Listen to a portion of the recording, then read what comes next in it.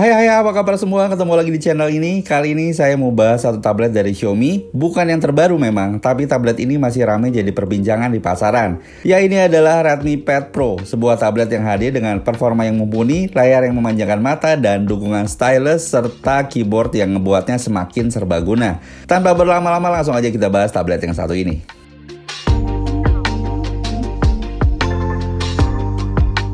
Secara desain, Redmi Pad Pro ini punya looks yang premium dengan bodi yang metal dan kokoh. Apalagi ketebalannya juga hanya 7,52 mm dan bobotnya yang cukup ringan di 571 gram ngebuat tablet ini nyaman digenggam dan ringan dibawa bepergian. Buat warnanya sendiri hadir dengan 3 pilihan warna, ada Graphite Grey, Ocean Blue, dan Mint Green. Kalau kalian suka yang mana? Tulis di kolom komentar di bawah. Lanjut, saya juga mau apresiasi sama layarnya yang luas di Redmi Pad Pro ini. Ya, tablet ini punya ukuran layar di 12,1 inci dengan resolusi 2560 x 1600 pixel. Dan secara kualitas, layar Redmi Pad Pro ini menurut saya udah cukup mumpuni buat berbagai aktivitas kayak nonton film dan buat dipakai ngegame, gambarnya tajam, detail, dan juga nyaman di mata. Selain itu, layar Redmi Pad Pro ini juga punya fitur Dolby Vision dengan refresh rate 120 Hz dan tingkat kecerahannya sampai 600 nits yang masih aman buat dipakai di luar ruangan. Dan buat perlindungan layarnya sendiri, Redmi Pad Pro ini udah diproteksi dengan Corning Gorilla Glass generasi ketiga. Ya, meskipun bukan generasi yang terbaru memang, tapi setidaknya melindungi area layar dari goresan dan terhindar dari hal yang nggak diinginkan. Oke, salah satu yang menjadi daya tarik utama dari tablet ini adalah dukungan Smart Pen dan keyboardnya. Dan Redmi Smart Pen-nya ini juga punya tingkat akurasi yang cukup baik di 4096 pressure level. Selama penggunaan saya cukup nyaman menggunakan buat mencatat, menggambar, bahkan mengedit foto. Dan buat kamu yang suka menggambar secara digital, Redmi Smart Pen-nya ini juga bisa banget diandelin. Lebih dari itu, tablet ini dilengkapi sama aplikasi bawaan Mi Canvas yang memang dirancang khusus buat pengalaman menggambar yang lebih intuitif dan fun. Dengan aksesoris pelengkapnya ini, cocok banget lah buat kamu yang punya produktivitas kayak menulis, menggambar, atau buat ilustrasi misalnya. By the way, karena si Smart Pen-nya ini sistemnya nggak magnetik gitu ya, jadi buat naro pennya, dalam paket penjualan keyboardnya udah disediain buat tempat pennya kayak gini. Dan di bagian sini tuh ada lemnya guys, jadi kalian tinggal buka aja, terus ditempelin ke case keyboardnya di bagian sini yang ada logo gambar Smart Pen-nya. Selain itu, buat keyboardnya juga pas dan nyaman buat mengetik untuk ukuran jari saya yang lumayan panjang. Ya oke lah, ngebuat tablet ini menjadi pengganti laptop buat pekerjaan ringan. Dan buat keyboardnya sendiri, yang saya suka di bagian bawah sini tuh udah magnet ya. Jadi ngebuat posisi tablet lebih kuat dan nggak gampang goyang kalau lagi dipakai. Oh ya, aksesoris keyboard dan stylusnya ini dijual secara terpisah dengan harga masing-masingnya itu di Rp699.000.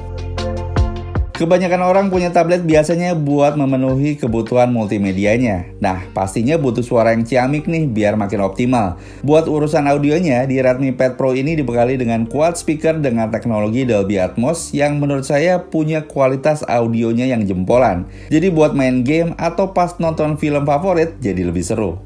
Nah, buat performanya sendiri, Redmi Pad Pro ini bisa jadi pilihan yang menarik buat kamu yang lagi cari tablet mid-range dengan prosesor kencang buat gaming.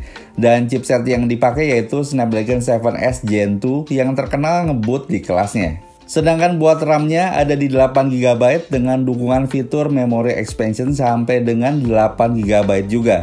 Dan buat storage-nya sendiri cukup luas ya, ada di 256GB. Dan kalau dirasa kurang, tablet ini juga udah nyediain slot microSD yang bisa ditambah maksimal di 1,5TB.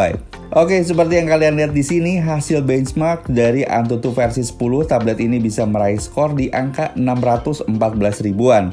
Dan buat dipakai main game FPS kayak Call of Duty Mobile dengan settingan grafik high dengan frame rate yang max, juga tablet ini masih bisa ngejalanin game dengan baik dan tanpa lag. Sedangkan buat yang suka pakai tablet buat kerja secara multitasking, fitur parallel Windows dan floating Windows di tablet ini juga bisa banget diandalkan.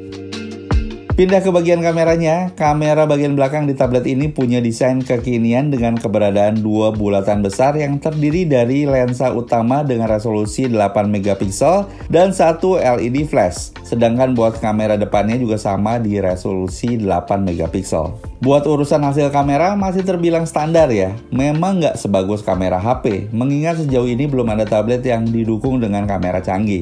Tapi overall hasilnya cukup bisa diandelin buat penggunaan sehari-hari buat foto ataupun video call. Sedangkan buat perekaman videonya, baik kamera utama ataupun depannya sama-sama punya dua opsi resolusi, yaitu 1080 pixel dan 720 pixel dengan 30 fps.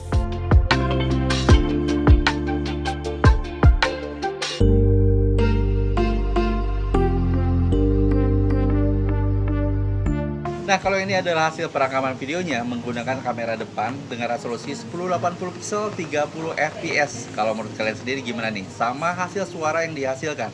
Terdengar cukup jelaskah atau enggak? Dan silakan langsung tulis di kolom komentar di bawah sekarang. Ya, walaupun tablet ini hadir dengan varian Wi-Fi only, tapi koneksi Wi-Fi 6 dari tablet ini bisa ngebuat terkoneksi internet dengan stabil dan ngebut, dan Bluetooth 5.2 buat berbagai aksesoris nirkabel biar bisa terhubung secara leluasa.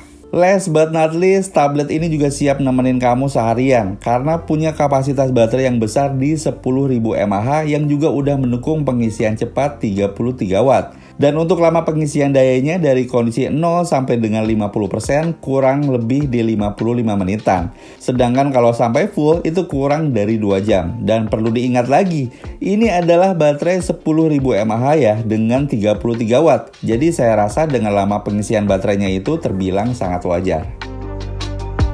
Ya, memang bukan palingan sempurna dan tetap masih ada hal-hal yang perlu diperbaiki. Tapi menurut saya, sebagian kekurangan dari tablet ini bersifat minor aja, alias nggak terlalu mengganggu pengalaman penggunaan secara keseluruhan. Dari harga yang ditawarkan, Redmi Pad Pro ini menurut saya udah memberikan yang terbaik di kelasnya. Berdasarkan pengalaman saya saat menggunakan tablet ini untuk beragam kegiatan mulai dari menonton film, mendengarkan musik, bermain game, dan browsing, dengan kapasitas baterai yang ditawarkan cukup memberikan keleluasaan penggunaan seharian tanpa takut baterai habis. Sekian untuk video kali ini, silahkan tulis pendapat kalian di kolom komentar di bawah. Like dan share juga jika kalian suka dengan video ini. Thanks for watching this video, saya pamit undur diri, have a nice day.